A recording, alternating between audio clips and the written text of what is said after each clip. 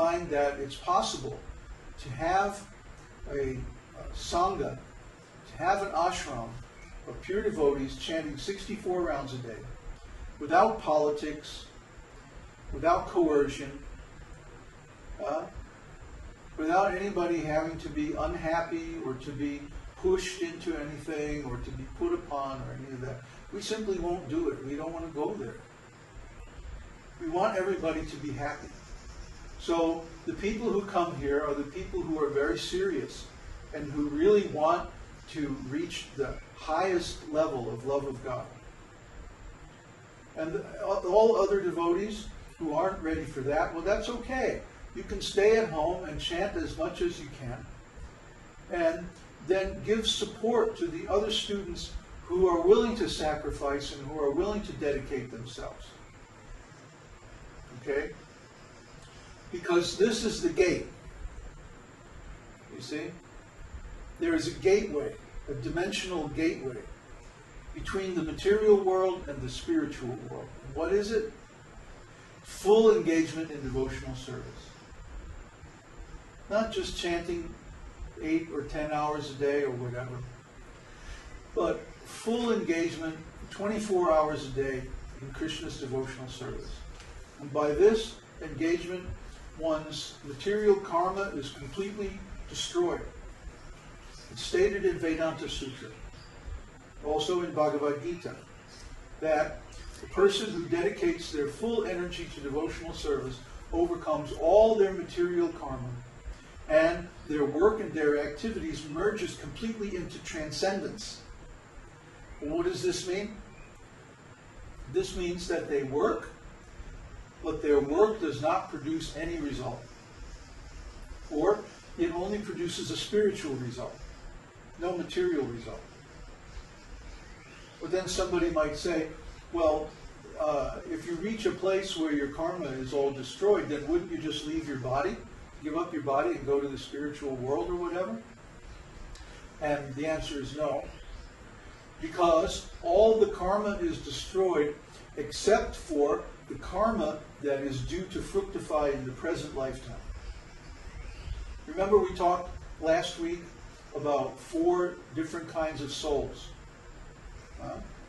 Some go to the heavenly planets by the path of the sun and serve the demigods. And others who are less qualified, they go by the path of the moon and they serve the forefathers. And those who are sinful, they go to the planet of Yamaraj, and then they go to the hellish planets. And these 3 kinds of souls come back again into the material world. They come down through the rain, go into the plants, then they're eaten by different living entities, and then they take birth in those living entities' families. But the 4th kind of soul, who has developed Krishna consciousness, transcendental love, bhakti, prema, they go to the spiritual world. They don't take birth again in this material world. Krishna promises this. He says, my devotee is never vanquished. Means we're never again put under the control of the material energy, but we stay with Krishna in the spiritual energy, in the spiritual world. So like that, one transfers his existence from the material world to the spiritual world. How do we do this? Like I said, there's a gateway.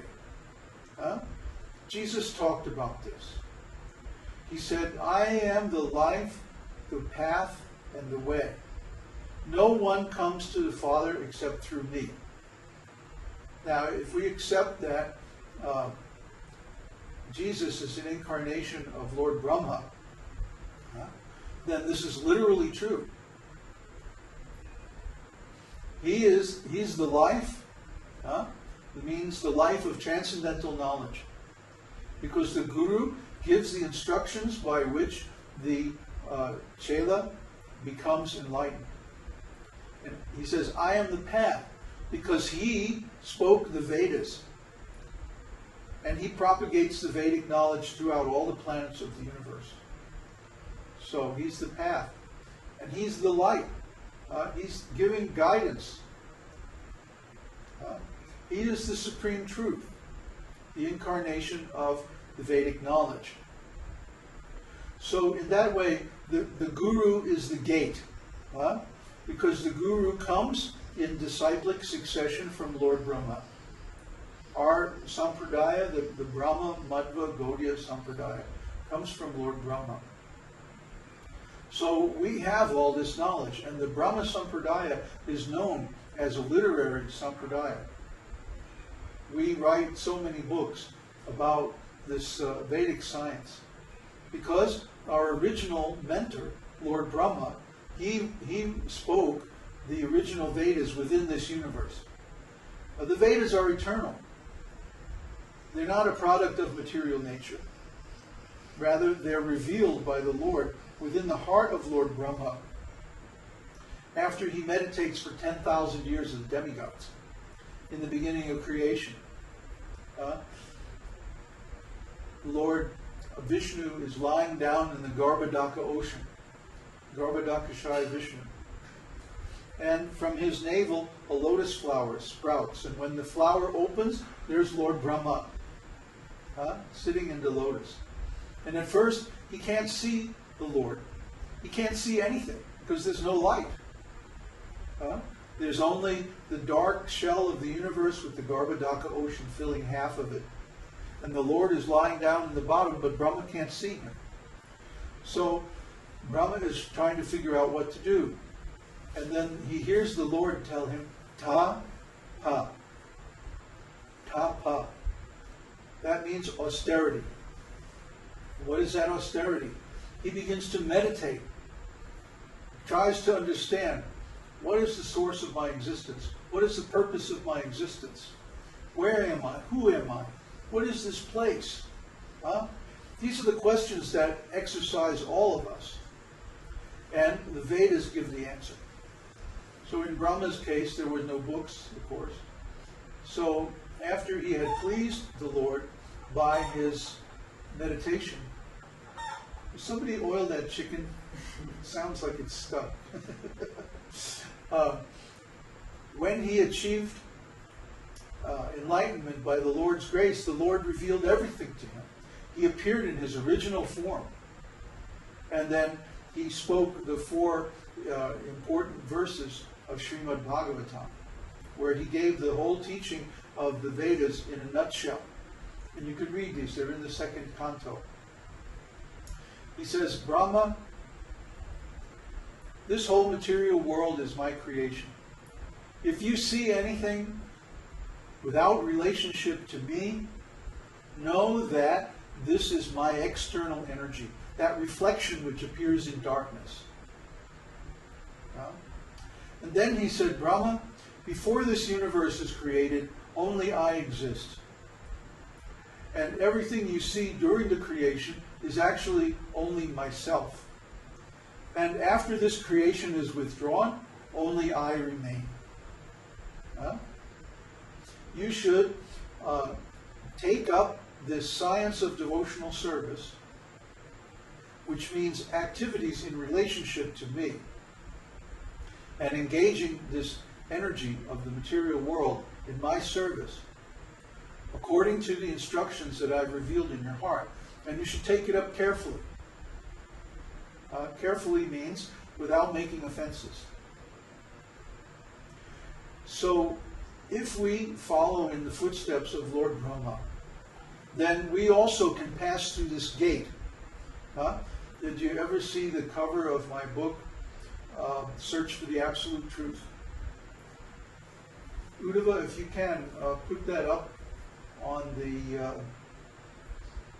the share. It shows there's a square kind of thing, which is a tantric symbol for sacrifice. It's a symbol for the sacrificial altar.